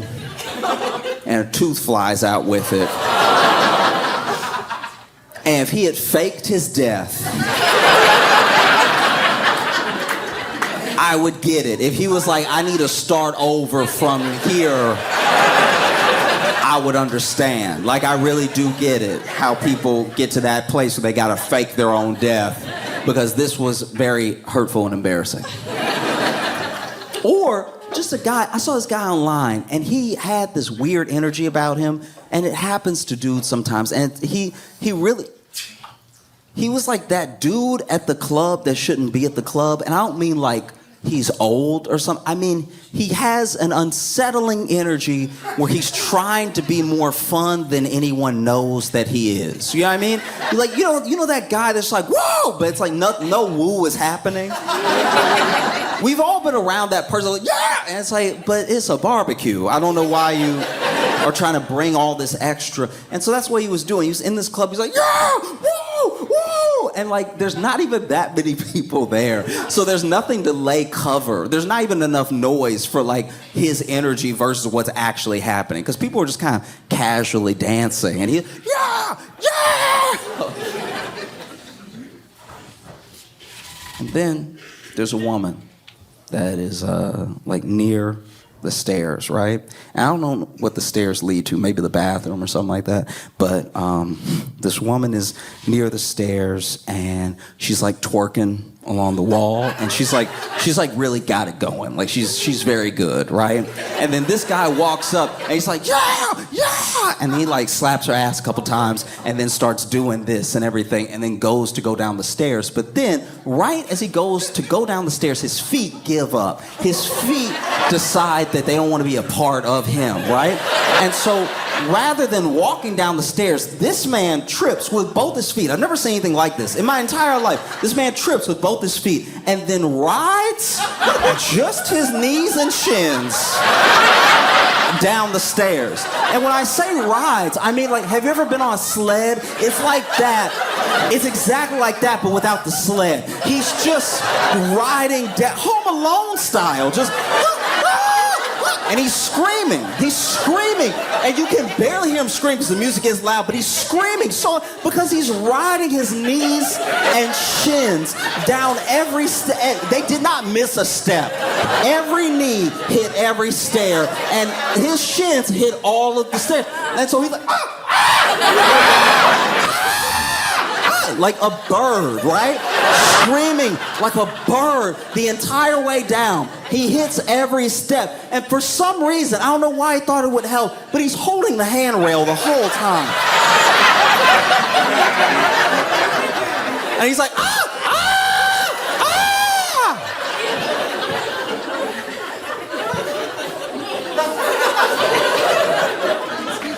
And if that guy faked his death, you would get it. You would be like, yeah, you gotta start over. You gotta start, I would say move to a place that doesn't even have music. Like, you gotta do some different things. Move to a plateau. That's the type of, don't even have any elevation where you live, because what if you have to go upstairs again? We don't know if you'll make it down. When I was growing up, I knew a kid who was dating someone for a long time. They started dating young, right? And it was very sweet. And it was in the same, how do you put this? It was in the same way that, like, you hear grandparents tell stories about falling in love, is how he fell in love. Because he said early on, I'm gonna marry this girl, right? And he had to have been like 18, something like that. I'm gonna marry this girl. He said it early, right? And he did the thing that we look at as like the most romantic thing possible, buys a ring within a year, but doesn't do anything with it, waits years. I bought the ring when I was 19. We're dating, we're 23. I bought the ring years ago because I was sure, I know, right? And, they have their little fights and stuff like that. They have little spats and stuff. But then one day, he decides, like, yeah, this is it. And he takes her on a trip, right? And they go on a trip that's like kind of the woods. I don't know. They rented a cabin. But But they have their little fights on the way and everything. And overall, it's a nice time, you know. They cook, they watch a movie and everything. And he decides he's going to propose to her while they're sitting on the couch when they get done watching one of her favorite movies. They both cooked, but then he had a cupcake. He put the ring in the cupcake, and they were going to share a cupcake. And whenever she got to the middle, that's where the ring would be, he would ask her, right? And he had the whole thing planned out. And he even had his speech planned out per bite, because he was going to take these little bites and then, you know, bite, bite, bite, bite, ring, right? And so he starts it, and he's like, hey, I want to talk to you about something. Takes a little bite, passes it to her. And she's like, what? Takes a big bite. Takes... To say they're supposed to be sharing takes an inconsiderate bite. Like this... You know, like when you're a couple and you order something and they're like, can I have a little bit of yours? And you're like, sure. And then they slide a whole more than a little off your plate onto their plate. And you're like, you should have said half then. If you want half, say half. Don't say a little bit when you know it's half. Because you know you like my orders because I know how to order. You over here experimenting, trying to have an experience, and then you don't like what you got. Now you want half of what I have, which would normally be fine, but you said a little bit. If you said split, then we good. You say split, then we're splitting. That's what half is, splitting. You said a little bit, and now I don't even know what it tastes like because you didn't pick up, because mine came first and you went ahead and picked off mine, then took half when you got yours. So now I've had at least a seventh of the meal that I ordered that I think is good, but I don't remember how it tastes because it just sort of left my memory so fast. And so she's taking these big bites, so he got to take smaller bites, and he got to turn the cupcake when he passes it back to her to make sure her bites don't interfere with his speech, because now he got to hurry up the speech because the bites are too big. And so now he handing her the thing from the bottom, just bite this part. I'm almost done. And when he hands her what's basically a ring cupped in a little bit of cupcake to try to bite, at the same time that he says, will you marry me, she says, I think we should break up. And so if you want to fake your death, like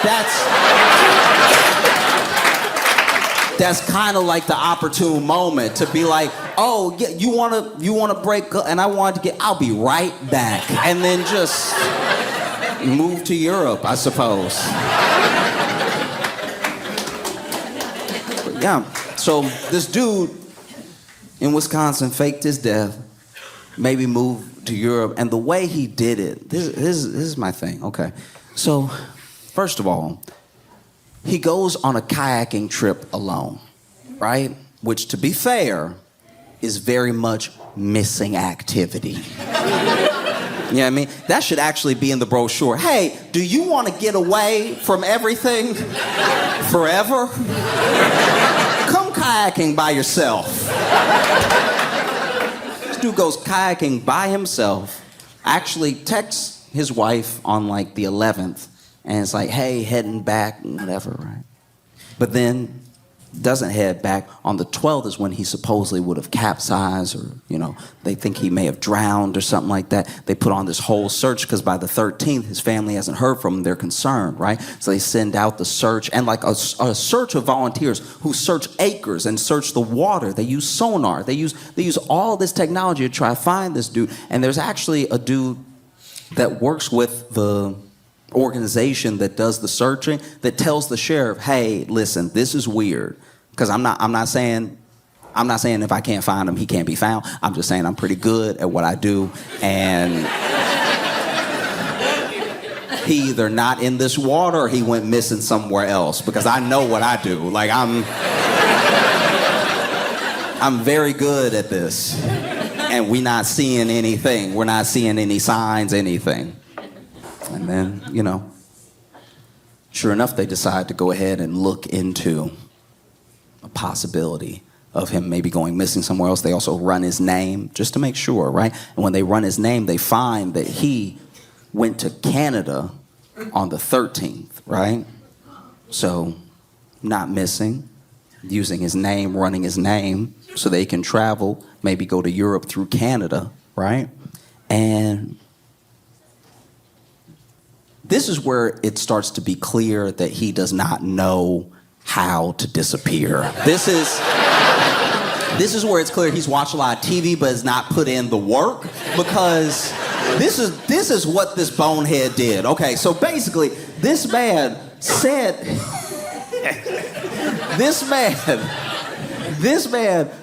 that his passport was lost, because his passport's at home, right? Because I've disappeared, I'm missing, I might have died, right? But his passport's at home. What he did was he just put in for a new passport so that he'd have a passport to leave behind and to use. The only problem is that when they run your name, it's still you.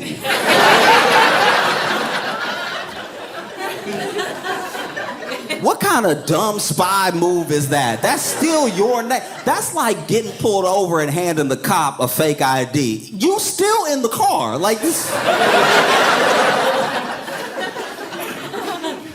And then his wife goes through his computer and stuff, and they find everything. They basically find where this dude has like looked up how to exchange money into a foreign bank. He's looked up how to travel, how to disappear. And this is my worry. I have the feeling that this dude thought that he covered all his tracks because he put everything in the recycle bin.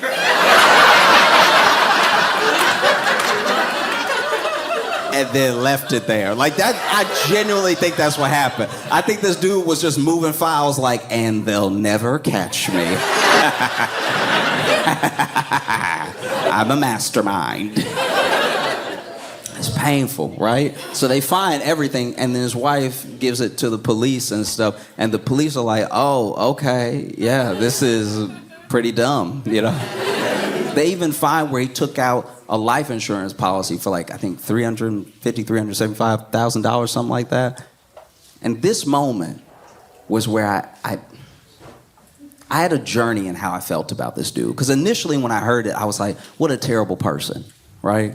But then when I heard about the life insurance policy, I was like, wait, maybe I'm judging too quickly.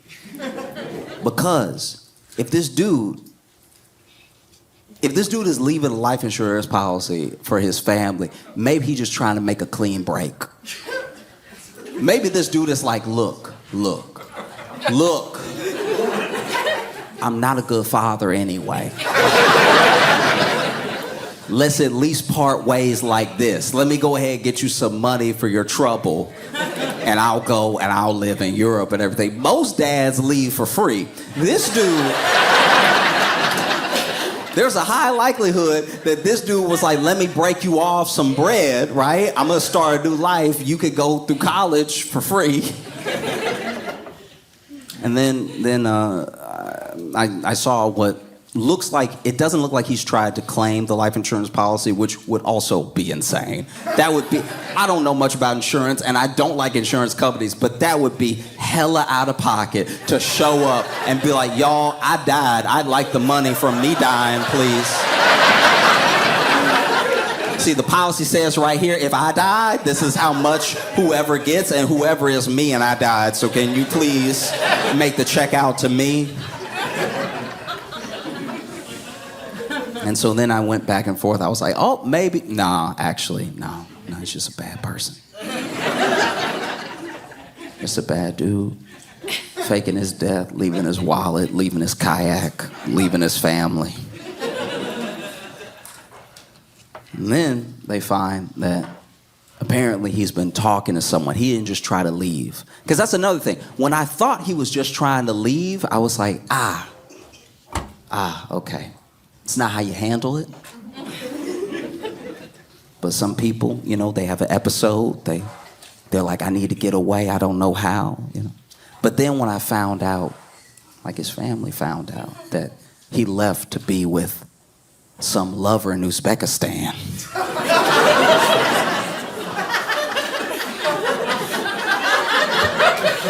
That's also when my feelings sort of went up and down, because I was like, oh, you're not even doing it in some like I can't live this life sort of way. You know what I mean? Like you're not having a midlife crisis in that way. You're just trying to cheat. All right, no, I can't get down with this. But a part of me momentarily did feel bad for him because I was like, wait, you met a woman in Uzbekistan. Oh, he's never been catfished before.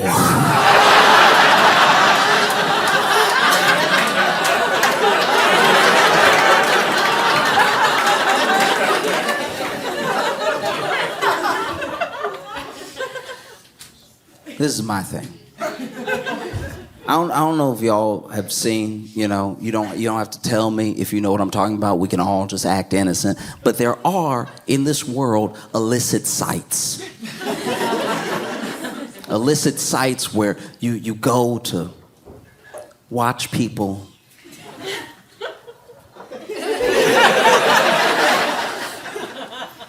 the beast with two backs.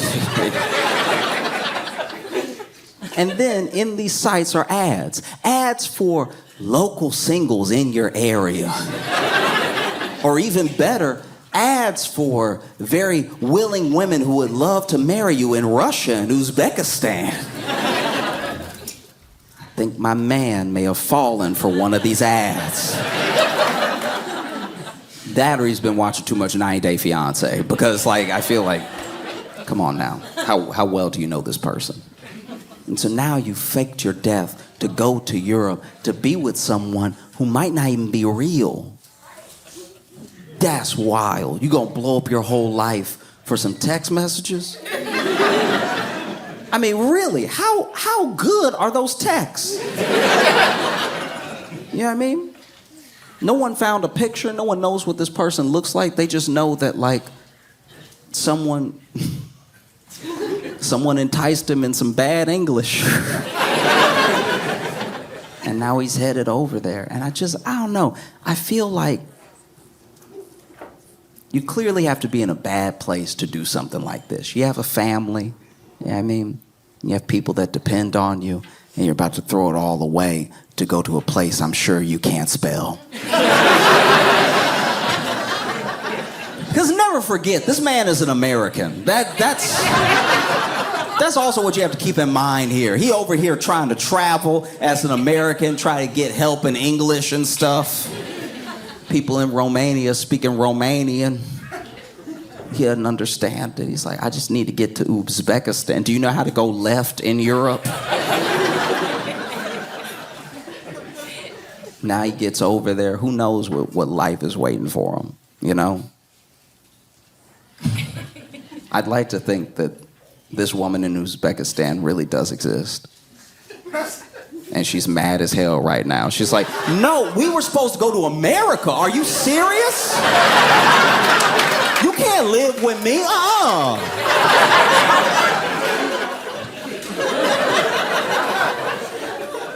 Because that's what would be, truly wild. If this dude comes back defeated. Just comes back to his family and is like, listen, y'all, look. I know what I did. I'm very sorry. Can you take me back? I've found, a new life here with you. I just want to be back with my family. Because obviously I hope this doesn't happen.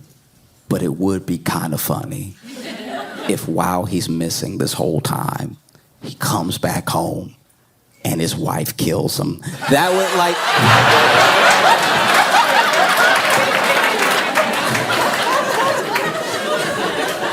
that'd be crazy. This dude show back up at his doorstep and his wife already got the shotgun and everything. He's like, baby, no. He's like, baby, I don't talk to ghosts.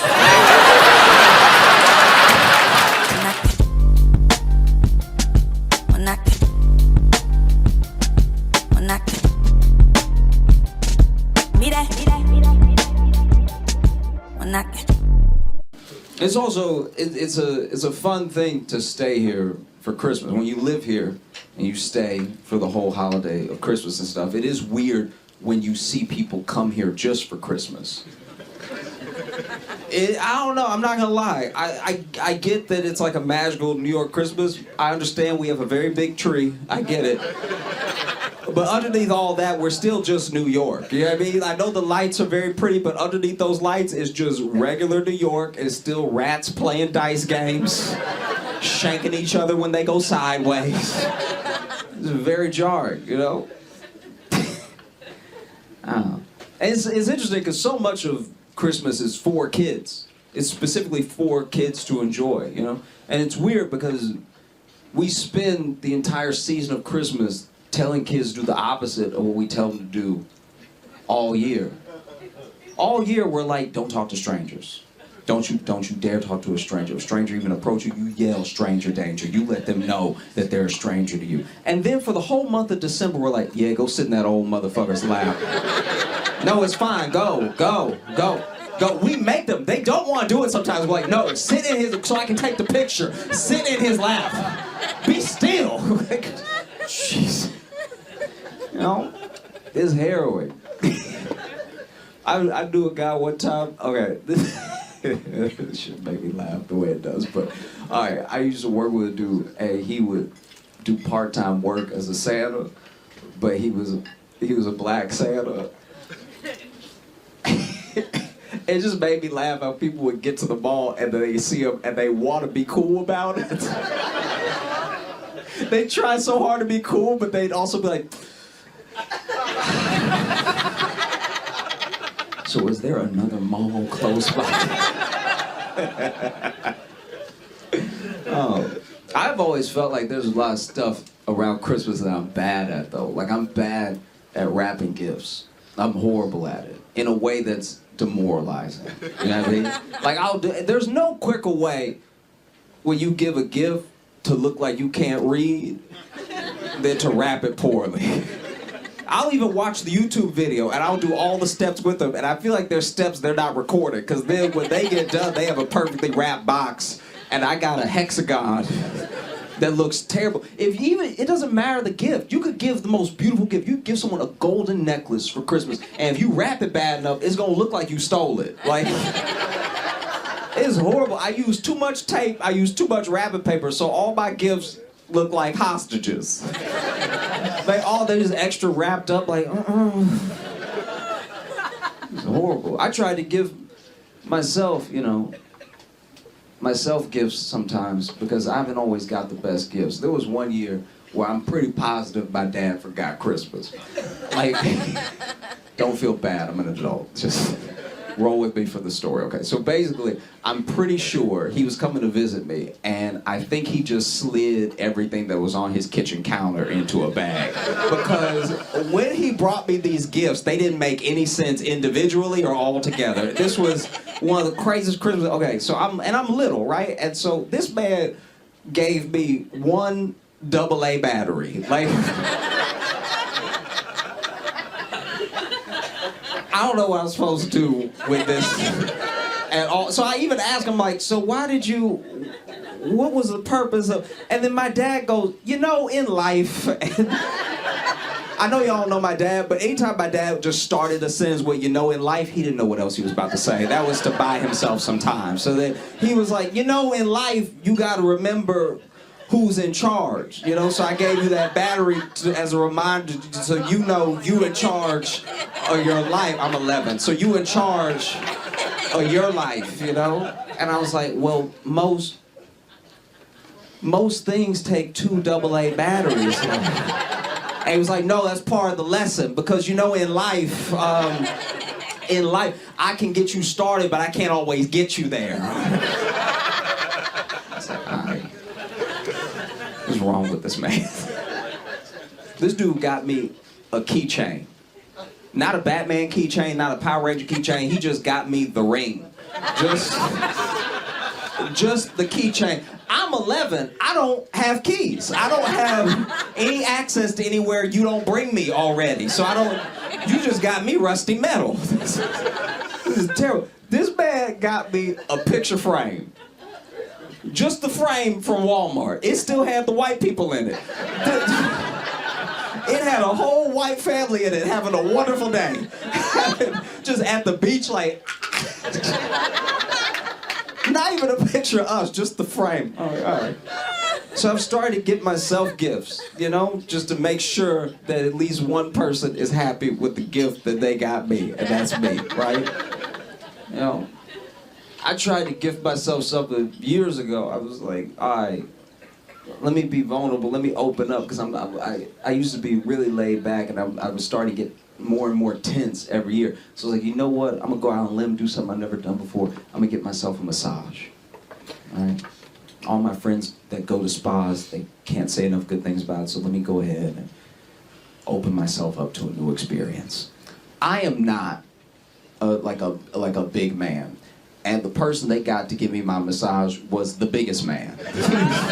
He could have been. He's the biggest man I've been in a room with by myself. I was so upset having to be in a room with a man this big and only a towel. I was like, this is deeply upsetting. And I didn't know anything about spas, so I didn't know I could ask for somebody else. So then he would stand outside the room. I didn't know I could turn to the receptionist and be like, do you have anybody else?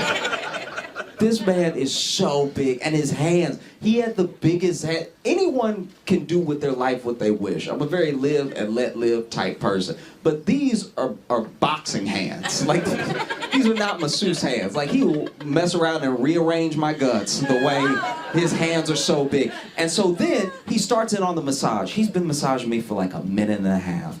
And he is making all the noises I'm supposed to be making. And it could not be more upsetting. This man is rubbing my back and going, what do you do now? Like, because I don't have enough bass in my voice, and I'm exposed. I'm wearing a towel. I'm naked. I'm not a homophobic person, but it was a homophobe's nightmare. This was genuinely distressing. I'm just in a towel, and he on my shoulders like, God dang. You ever just wish you had a gun? Like, it was horrible. But I can't complain. I really can't. Other people have had it way worse than me as far as Christmases go. I grew up in Louisiana, and I moved to Chicago after college, and I was working with a dude who told me about his Christmas. He said his most magical Christmas that he ever had was also his most traumatic, because he had done all of the Christmassy stuff, and he loved Christmas. It was his favorite holiday, right? And so he went to see Santa at the mall, and then he had laid the milk and cookies out with his parents for Santa. Now, he lived with his mom and his stepdad, and he didn't like his stepdad. He called his stepdad Darren. Full thing, all the time. Stepdad Darren, all the time, right? His dude was like, you can call me dad. He's like, I'm not gonna do that, Stepdad Darren, all right? And so then he had laid the cookies out and the milk with his mom and Stepdad Darren, and then he had put on his pajamas, washed up, kissed them both goodnight, gave Stepdad Darren more of a pound. He wasn't really like, we're not close like that yet. And then he went to bed, and he was trying so hard to fall asleep. You know, like when you're little and you're trying your hardest to fall asleep so Santa can come, right? You're trying to knock yourself out because you don't want to mess this up. You've done everything. You've been good all year. You laid out the milk and cookies. You don't want to mess it up now by being awake. And as he was falling asleep, he heard steps on the roof, right? And so he's like, oh my God, that's Rudolph. That's the whole crew up there right now. Like, I gotta fall to sleep. He's trying so hard to sleep. What was actually happening was the night before Christmas, his house was being robbed. And so he hears the footsteps on the roof and everything, and he's laying there trying to get to sleep. But you gotta think about it from his perspective. He laid out the milk and cookies. He went to bed. He hears the footsteps on the roof. Then he hears some noises in the living room. It is Chicago. His stepdad had a gun, right? So his stepdad shot the intruder in the leg. So from his room, he hears,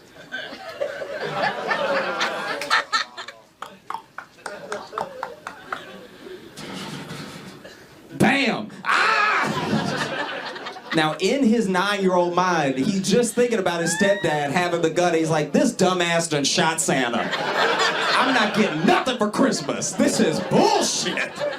And I don't know what's more traumatic, what he thought happened or what they did next. Because then stepdad Darren is like, okay, this kid already hates me. And now he thinks that I shot Santa. So then he convinced my buddy's mom to let him show the dude in the living room bleeding. Right? So then he's like, no, buddy, I didn't shoot Santa. He's like, yeah, you shot Santa. I heard the gunshot. You shot Santa. And he's like, no, look. And then he opened the door, and there's just a man in the living room holding his thigh, like, ow, ow. And he's like, see, that's not Santa at all. He bleeding like a bitch. Santa don't even bleed like that. You all been so great. Thank you so much. I'm Josh. Y'all have a great night.